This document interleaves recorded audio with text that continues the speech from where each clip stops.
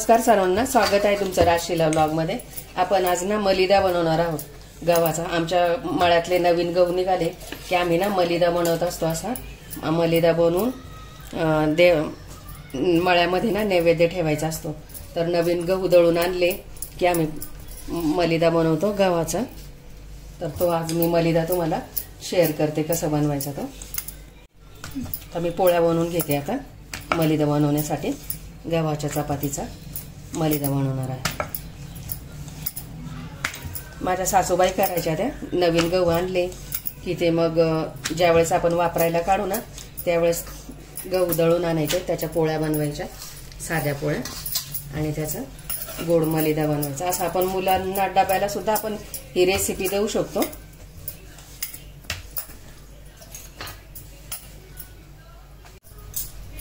दोन पोळ्या करून घेते मोठ्या मोठ्या अशा, आणि त्याचा मलिदा बनवतो। गहू खूप छान आहेत आमचे या वर्षाचे।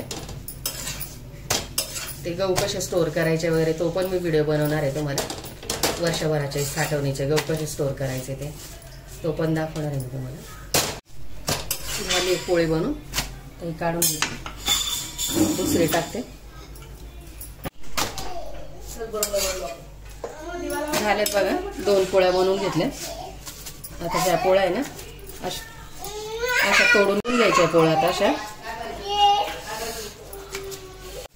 हे अशा पोळ्या तोडून घ्यायच्या, गरम गरमच आहेत।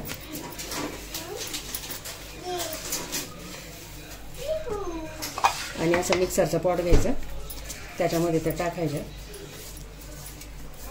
बंद पल्स मोड वरती चालू बंद करून थोडं करून घ्यायचं। हे बघा असं करून घ्यायचं। आता याच्यामध्ये ना एक चमचा तूप टाकायचं, याच्यात थोडंसं गाईचं,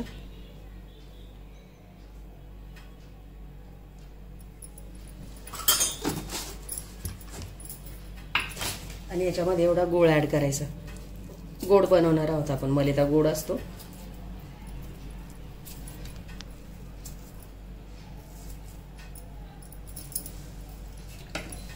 यामध्येच वेलची पावडर टाकते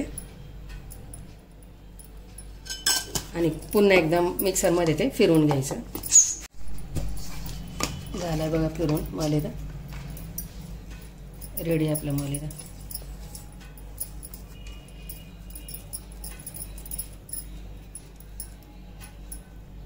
मुलांना डब्याला सुद्धा देऊ शकता। याचा लाडू सुद्धा बनवून असं बघा, याचा लाडू सुद्धा बनतोय बघा असा। मुलांना टिफिनला देऊ शकता तुम्ही, एकदम पौष्टिक असतं असा मलिदा। हे बघा असं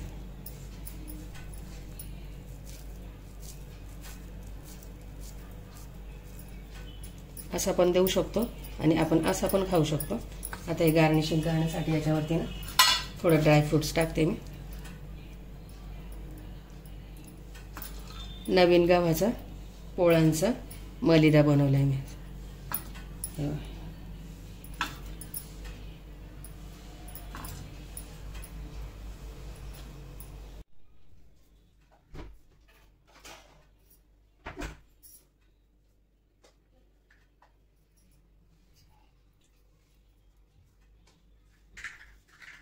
असं वाटला व्हिडिओ बघा। व्हिडिओ आवडल्यास लाईक करा, शेअर करा, सबस्क्राईब करा। Bye, thank you. व्हिडिओ शेवटपर्यंत बघा मैत्रिणी।